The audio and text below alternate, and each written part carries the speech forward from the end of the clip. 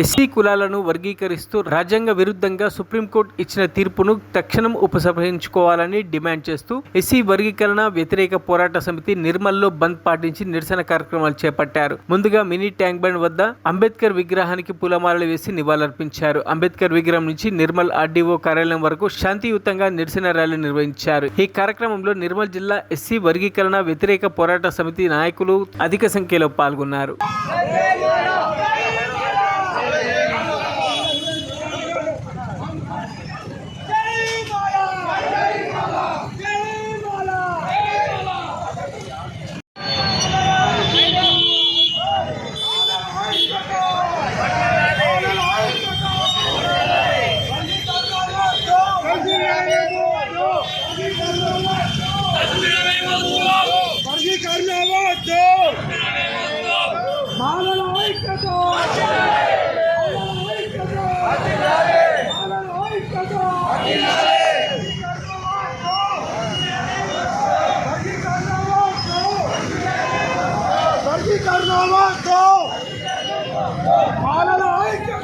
మరిన్ని అప్డేట్స్ కోసం మా ఛానల్ని సబ్స్క్రైబ్ చేయండి.